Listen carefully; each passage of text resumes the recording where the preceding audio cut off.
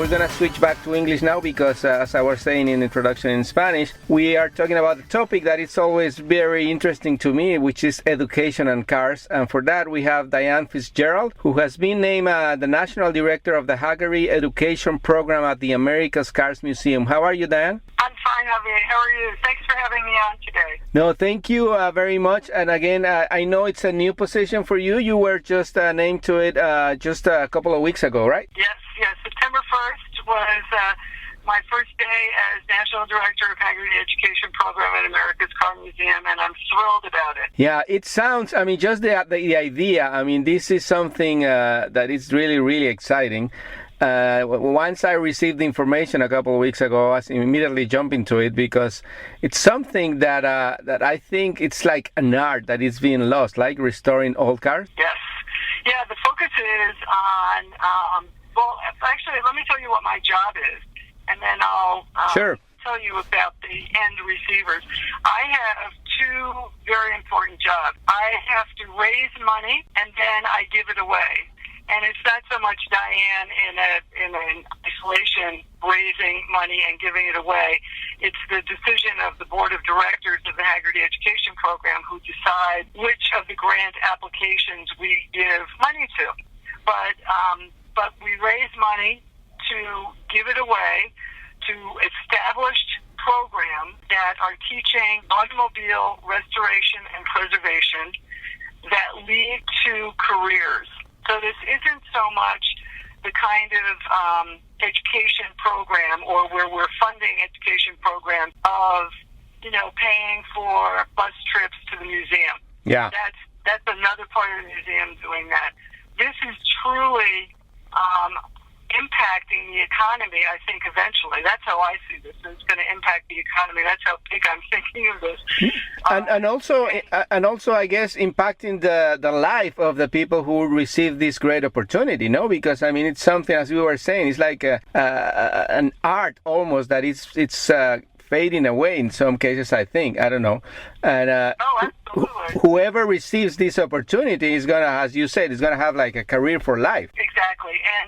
And there are a couple of different ways of looking at it. So now let's talk about the people who receive grants. So I've raised money, we've raised money, it's a group effort, it's a collaboration. We raise money, and now we're giving it away.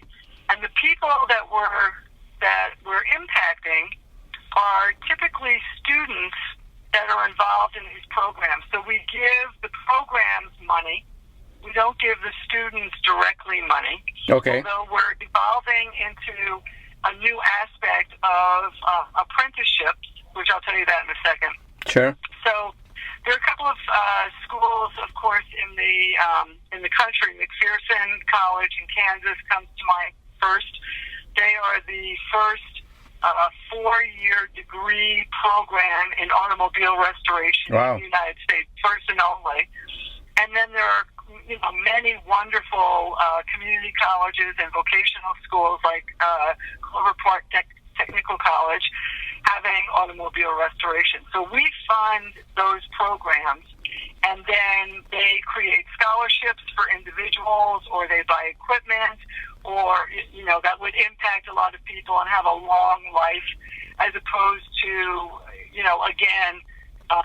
paying for bus trips to the museum. So this is hardcore skill development for career and career building, and it's really quite profound, I think. Yeah, absolutely. The other side of it...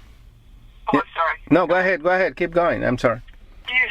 The other side is our new apprenticeship program, where we're identifying master craftsmen and women who are the restorers, today's restorers. And in order to have tomorrow's restorers fully trained, right? Not so much just all the mechanical, but the art of it. Just like you were saying a minute ago, there's an art to this. Yeah. And the finesse that you need that can't be taught except when you're standing side by side a master craftsman as an apprentice. Like back in the old days. Absolutely, yeah.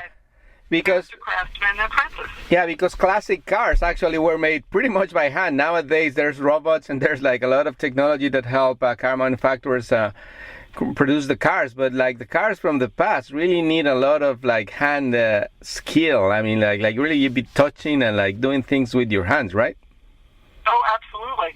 And, even though it was the Industrial Revolution that enabled the cars to be manufactured at affordable prices for people like us to buy them, there were no computers the way the cars are built as computers now. And the tooling and the understanding of how the motors work, so there's a whole engineering piece to this, as well as the art piece with working with master craftsmen. So in the cases of the apprentices working with master craftsmen, what we will do, and what we've done once so far, we've just launched our apprentice program in September, is to give apprenticeship money to the master craftsman's business, who will then pay the apprentice that we identify. So it'll almost be like a matchmaking situation, identifying the master craftsman, and then back to these programs like McPherson and Clover Park and various other vocational schools and community colleges, identifying or promoting the fact that we're doing this so that they can identify themselves and fitting the right apprentice with the right master craftsman. And I'm pretty excited about that, because that is really a formidable nod to the heritage of cars and to the meaningfulness of the master craftsman's contribution to the hobby, which I am now calling From Hobby to Heritage. Yeah. Because I really think, back to the economic piece of this, I really believe that what we're doing is creating a sub-industry of the automotive industry called automotive heritage. And I think that if I do my job well, we will be able to create meaningful momentum to have this industry, not just be a hobby. Absolutely. So, hobbies are nice, and they, keep us sane, I guess, in the day-to-day world of all of our obligations and responsibilities. A hobby is kind of a safe haven for us. But the word hobby, you think about something that's not necessary. It's not necessarily a luxury, but it's certainly more frivolous than urgent. And what I am trying to do with the help and support of the board of directors and the people that I collaborate with is to convert that thinking from hobby to heritage. And I think it's kind of maybe an easy job, because we're kind of already there. People who collect cars have a passion for it, and for them to recognize and kind of change their thinking a little bit, that, wow, you know what, this isn't really a hobby. This is a movement. And it's preserving history, which is like the other really important thing. So Diane, can you let us know, so the 4-year program, where does that take place? Is at the actual museum, or where is this going to be going on? The 4-year degree program is at a college in Kansas. It's the only college that has a 4-year degree program in automotive restoration, and that's called McPherson College in Kansas City, Kansas. Okay. And hopefully there'll be more of those with our help. There'll be more schools that give degrees, an associate's degree at a community college, certification, accreditation, and I believe that there will be more opportunities like what's at McPherson over time, and hopefully over a short period of time, maybe 3 or 4 years. Yeah. But McPherson is just the example that I give. If any of your listeners know of master craftsmen or know of established education programs, they might give me an email or shoot off an email to you, and then you could get me that information. That would be fantastic. Getting really into the grass. Yeah, besides the broadcast, we're going to post all the links and information from the museum, from the foundation, and all that. So we're talking with Diane Fitzgerald. She's been named National Director of the Hagerty Education Program at the American Car Museum.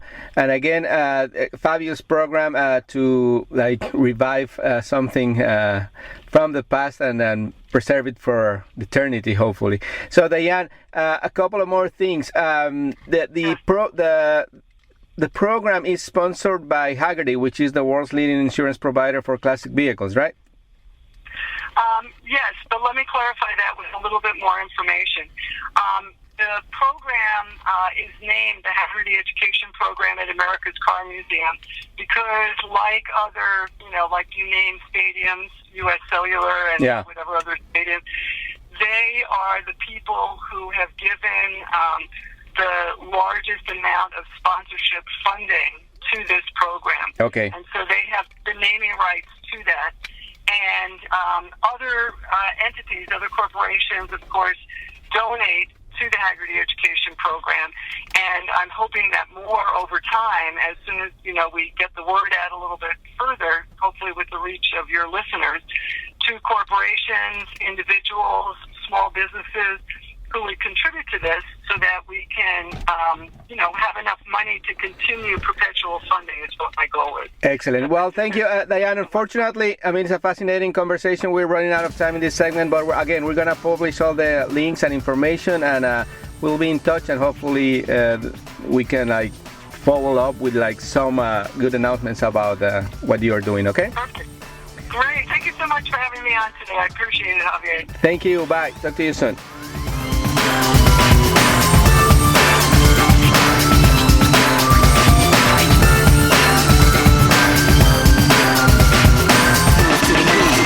Este programa fue una producción de National Latino Broadcasting.